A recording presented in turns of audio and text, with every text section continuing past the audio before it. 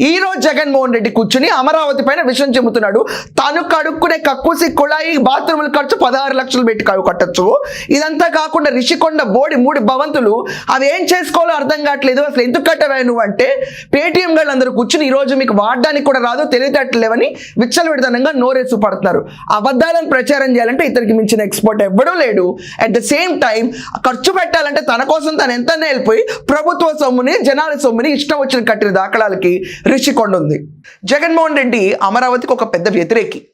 అమరావతికి ఉన్న మనోభావాల గురించి, ఆంధ్ర ప్రజలకున్న వాళ్ళకున్న స్పిరిట్ గురించి అర్థం చేసుకోకుండా రాయలసీమలో పుట్టానని చెప్పి ఊరికే తిరుగుతూ ఉంటాడు తప్ప ఆంధ్ర స్పిరిట్ని పర్ఫెక్ట్గా క్యాప్చర్ చేసి వాళ్ళు అమరావతి రాజధాని అనుకున్నప్పుడు తలాడిచ్చాను కదా నేను, ఆ రాజధాని కట్టుబడి ఉండాలి, మాట మీద నుంచోవాలి, నడుం తల ఎక్కడ తిప్పకూడదు అన్న కాన్సెప్ట్ పక్కన పడేసి అమరావతిని ఏమాత్రం డెవలప్ చేయలేదు. అమరావతి పైన విషయం చిమ్ముతూనే ఉంటాడు బికాజ్ ఇది హేట్స్ అమరావతి.